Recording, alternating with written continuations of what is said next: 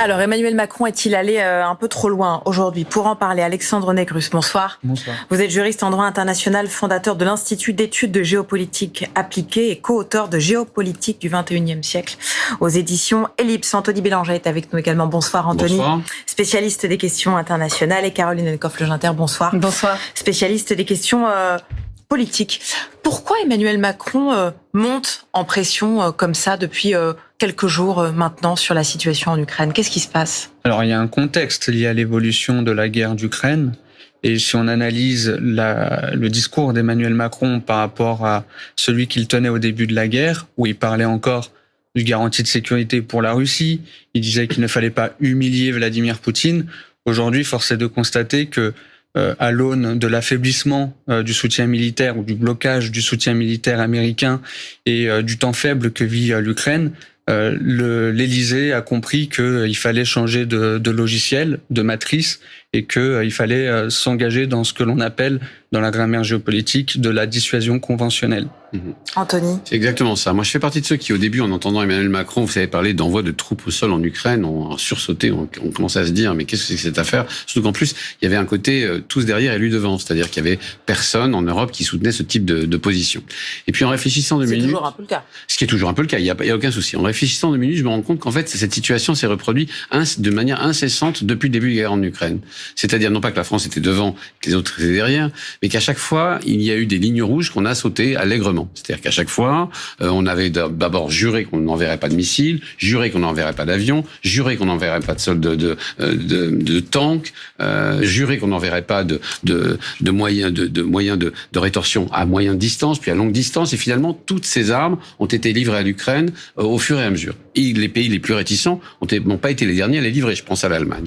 Donc Emmanuel Macron a eu besoin, probablement dans une période, et vous avez raison, difficile pour l'Ukraine aujourd'hui, notamment face à une Russie qui visiblement tire plus que l'Ukraine et qui a plus d'hommes sur le terrain, de montrer que la France était à l'avant des nations quand il s'agit d'un point de vue stratégique et tactique. Montrer à la Russie qu'il n'y avait pas de ligne rouge, qu'il n'y avait plus de que la France que la France pouvait prendre ces positions-là. Pour une raison très simple aussi. La France est la seule puissance nucléaire en Europe occidentale à avoir la maîtrise de ses armes nucléaires et de sa dissuasion nucléaire. En fait, elle se place à égal avec la Russie et dit, puisque nous sommes à égal nucléairement, de façon nucléaire avec la Russie, parlons stratégie conventionnelle. Et donc, il n'y a pas de raison de ne pas faire ce saut tactique et de ne pas montrer à la Russie que nous pouvons avoir ce type de conversation avec elle.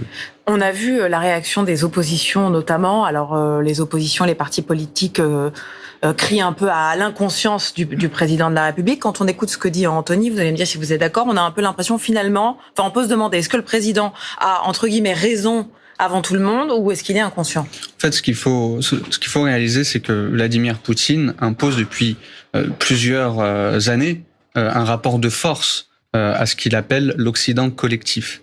Et donc, ce rapport de force, on y a répondu de manière très faible. Jusqu'à présent, les Européens ont été assez faibles dans leur réponse, ont tenté plusieurs séquences de négociations, alors que Vladimir Poutine, depuis des années, était déjà dans une logique de guerre. C'est-à-dire que la guerre d'Ukraine a commencé en 2014 avec l'annexion de la Crimée. En 2008, il y a eu la Géorgie. En 2013, il a soutenu le régime de Bachar el-Assad. Et pendant toutes ces années, on n'a pas répondu, les Européens n'ont pas répondu à ce rapport de force. D'autant plus que les Européens, depuis la fin de la guerre froide, ont massivement désarmé, pendant que les autres grandes puissances réarmaient massivement. Et aujourd'hui, il y a une dissonance, il y a une logique dans laquelle les Européens ne sont pas en mesure de soutenir l'Ukraine à hauteur des engagements qu'ils ont pris. L'affaiblissement du soutien américain est un signal très sérieux. Et aujourd'hui, pour répondre au rapport de force que Vladimir Poutine impose aux Européens, il y a cette grammaire stratégique qui est très importante. Et si vous me permettez juste quelques petites secondes par rapport à la question de la dissuasion. Jusqu'à présent, depuis le début du conflit, la dissuasion, notamment nucléaire, a parfaitement fonctionné. Parce qu'aujourd'hui, on a une guerre de haute intensité sur le sol européen. Il faut le rappeler, qui implique que 3 acteurs. Il n'y a que 3 belligérants, que sont la Russie, l'Ukraine et la Biélorussie. Et donc la dissuasion nucléaire de l'OTAN et de la France porte des effets, et c'est dans ce sens que l'Élysée a tenu ses propos. Alors, c'est intéressant ce que vous dites, et d'ailleurs, François Hollande, qui était reçu à l'Élysée hier, l'a rappelé d'une certaine façon. Vladimir Poutine ne comprend que la force.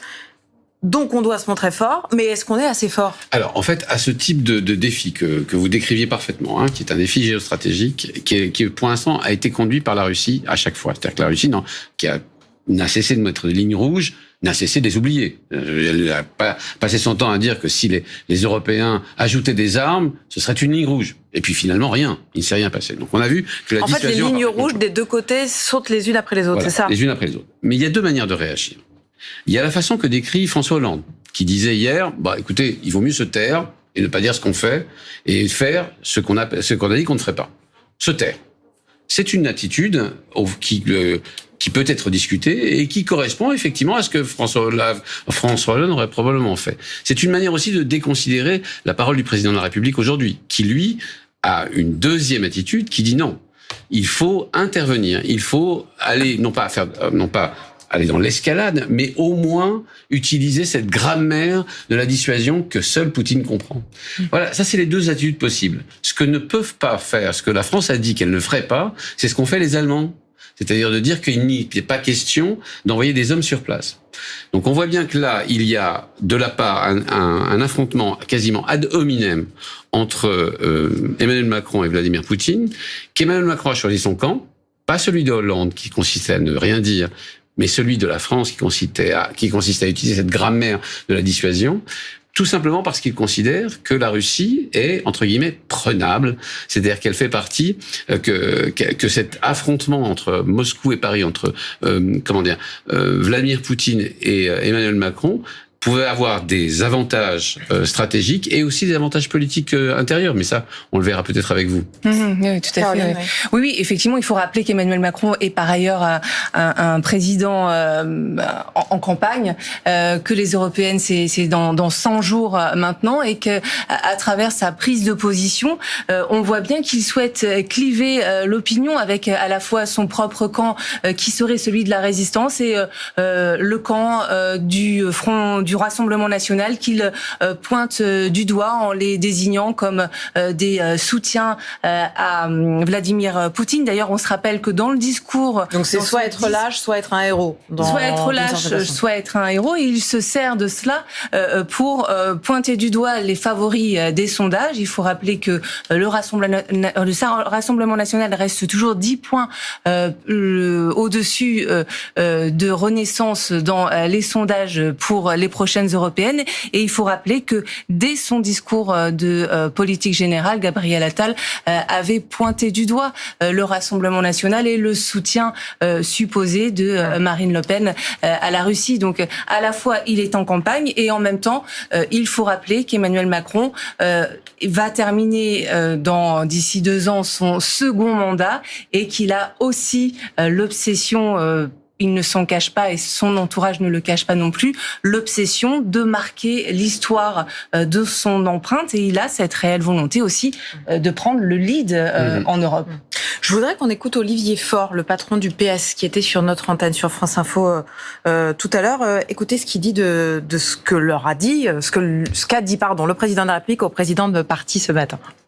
Quand on explique ce qu'a expliqué le président français, que derrière on a tous les alliés européens et américains qui viennent dans la foulée expliquer que jamais, au grand jamais, ils n'enverront un homme au sol. Que se passe-t-il ? On ne crée pas une ambiguïté, on crée au contraire beaucoup de clarté, une clarté inédite pour Poutine qui peut maintenant regarder les choses en se disant « j'ai réussi, grâce à Emmanuel Macron, à diviser le front européen à un moment où, au contraire, il faut le fédérer, l'unir ».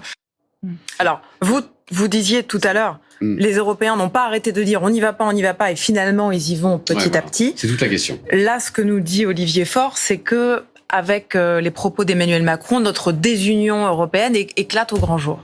En tout cas, malheureusement, ces séquences de ces derniers jours font d'une certaine manière le jeu de Vladimir Poutine, qui cherche encore et toujours à diviser l'Occident.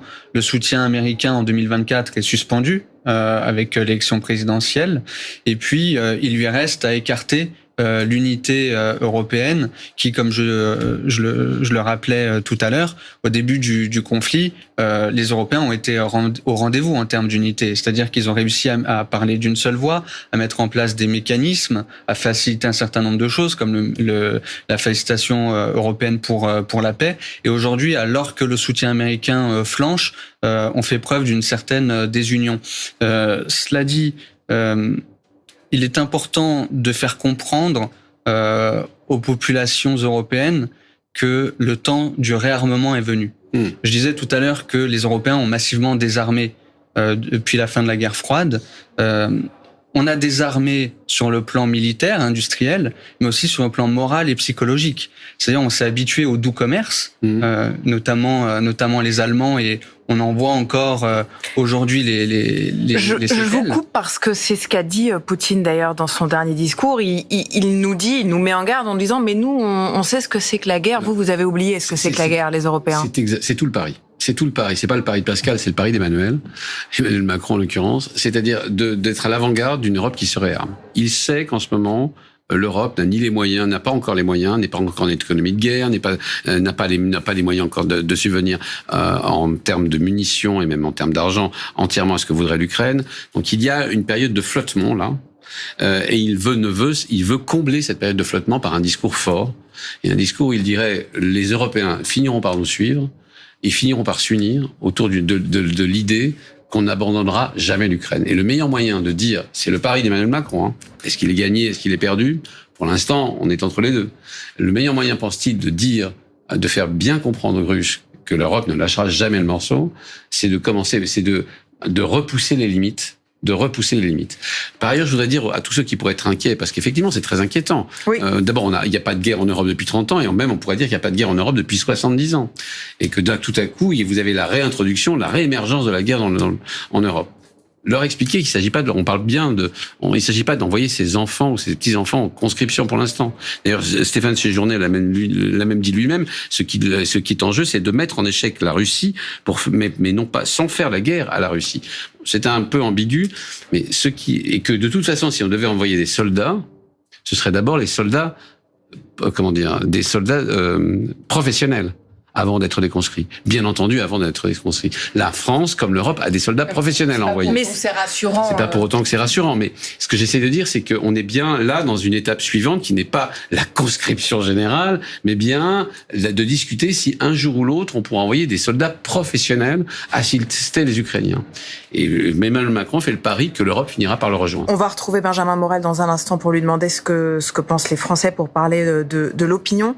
Mais d'abord, pour réagir à ce que disait Anthony, ce qui peut faire peur aussi, c'est qu'on avait plutôt l'habitude de voir un conflit entre Russes et Américains, entre Moscou et Washington, pas entre Moscou et Paris.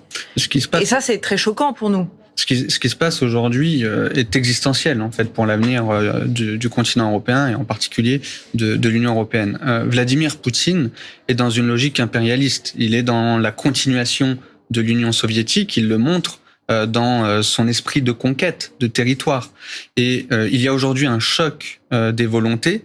Et le premier objectif pour les Européens doit être de convaincre le régime du Kremlin qu'il ne peut pas gagner la guerre. Et ça passe par de la dissuasion. Et si vous voulez, il y a une formule de Raymond Aron qu'on ne rappelle pas assez, mais qui fait sens dans le contexte actuel, qui est que la paix est fondée sur la puissance. Et il y a un rapport de puissance qui doit être opposé à Vladimir Poutine pour lui montrer que... Et là, vous avez l'impression que c'est la première fois que c'est le cas, vraiment, depuis le début du conflit. Il y a du mouvement. Si vous voulez, pendant de nombreuses années, la France a prôné le concept d'autonomie stratégique, qui a souvent été très incompris par nos partenaires européens et notamment allemands dans les différents cercles stratégiques et les centres de réflexion. Quand on discute avec des généraux allemands, ils nous expliquent pourquoi ils ne comprennent pas ce concept. Et aujourd'hui, il y a une fenêtre de tir diplomatique, politico-militaire aussi, pour la France, de faire valoir ce concept d'autonomie stratégique européenne, alors que le soutien américain, comme j'ai rappelé, flanche, et alors que Vladimir Poutine est dans une logique impérialiste. On va retrouver Benjamin Morel, maître de conférence en droit public à l'université Paris 2 Panthéon-Assas. Merci beaucoup d'être en direct avec nous ce soir. Bonsoir. Je voudrais qu'on parle aussi de l'opinion des Français sur cette question de la guerre en Ukraine. Est-ce qu'on pourrait pas dire qu'Emmanuel Macron force un peu le trait de la gravité de la situation pour que l'opinion publique prenne conscience de la situation? Alors, c'est possible. Néanmoins, on a une opinion qui décroche concernant cette guerre en Ukraine. Alors, quand on regarde un petit peu les enquêtes récentes, on voit que, par exemple, le soutien aux livraisons d'armes est tombé, c'est une enquête IFOP d'il y a 2 semaines, je crois, de 15 points depuis le début de la guerre. On a surtout une forte opposition, selon les dernières enquêtes, à l'idée d'envoyer des troupes sur place. Selon les différents instituts, on oscille entre 60 et 76%. Donc, on a quand même plutôt une cristallisation de l'opinion aujourd'hui contre l'idée d'une escalade qu'on pourrait considérer comme telle ce soir. Et néanmoins, par rapport à la stratégie électorale qu'on évoquait tout à l'heure, c'est peut-être pas tout à fait absurde pour Emmanuel Macron. Si je dirais, uniquement sur une stratégie électorale interne en vue des européennes, parce qu'il faut comprendre 2 choses. Premier élément, vous n'allez pas piquer, quand vous êtes Emmanuel Macron, des électeurs au Rassemblement national. Il n'y a pas de porosité entre ces 2 électorats. Néanmoins, en prenant une position assez forte sur l'Ukraine, vous envoyez un message à votre propre électorat. Or, l'électorat qui est fondamentalement aujourd'hui le plus attaché à un soutien sans condition à l'Ukraine, c'est plutôt l'électorat centriste, c'est plutôt l'électorat macroniste, et des électorats qui vont être des électorats potentiellement séductibles pour Emmanuel Macron en potentiellement désamorçant une candidature Glucksmann, une candidature Europe Écologie Les Verts, etc. Donc vous pouvez faire un peu le vide autour de vous, c'est pas tout à fait idiot d'un point de vue politique. Il y a néanmoins un danger. Ce qui s'est passé ce soir avec la réunion des chefs de parti en témoigne. C'est que sur ce sujet, il semblerait qu'Emmanuel Macron soit fort isolé. Et donc là, on peut avoir un retournement du stigmate. Pour l'instant, l'idée était de montrer que la position du Rassemblement national était une position atypique, trop pro-Poutine, etc. Si vous apparaissez comme étant trop isolé, à la fois en Europe et parmi les partis politiques, le débat qui aura lieu à l'Assemblée dans quelques jours sera important. Il y a également le risque que votre position, à tort ou à raison, je ne me prononce pas sur le fond, mais soit considérée comme étant battant-guerre et irresponsable. Auquel cas, il y a un retournement qui, dans un électorat centriste assez, sujet aux symptômes de je ne veux pas être en tort et je veux malgré tout être dans le camp de la raison, peut être une position assez difficile à tenir. Donc à voir comment ça se décantera dans les prochains jours. Merci beaucoup Benjamin Morel pour votre réaction ce soir. Caroline, c'est vrai que le président réunissait les chefs de parti aujourd'hui parce qu'il prépare aussi le débat de mardi. Il prépare le débat de mardi, effectivement. Et ce que je voulais rajouter, c'est que lorsqu'il a rassemblé les chefs de parti aujourd'hui, Emmanuel Macron a aussi rajouté qu'effectivement, ce soutien devait être sans limite pour l'Ukraine, et ce, quoi qu'il en coûte. Donc, il a réutilisé cette expression qu'il avait déjà utilisée, on le sait tous, pour le Covid, où il s'était déjà présenté comme un chef de guerre, comme le chef d'un pays en guerre, la France en guerre contre le Covid. Et aujourd'hui, il réutilise ce même terme. Donc, je pense que c'est intéressant de le souligner. On est effectivement aussi clairement dans une guerre de communication pour faire basculer l'opinion, à la fois sur le terrain européen et sur le terrain national en vue des européennes. Il nous reste 8 minutes. Je vais vous laisser conclure tous les deux. Anthony, d'abord. Citation pour citation, moi je me souviens de celle de François Mitterrand qui disait « Les pacifistes sont à l'ouest, les missiles sont à l'est ». On est un peu exactement dans la même problématique, au fond, aujourd'hui, et c'est exactement ce que souhaiterait, au fond, en creux, souligner Emmanuel Macron. Moi, ce que je rajouterais, c'est qu'aujourd'hui, on a des débats internes entre Européens qui sont très importants. Et pendant ce temps, sur le terrain, sur le front, la Russie est en train de reconstituer ses forces. L'Ukraine est dans une phase critique. Et donc, il est temps peut-être de parler moins et de faire un petit peu plus. Merci beaucoup à tous d'avoir participé à ce débat ce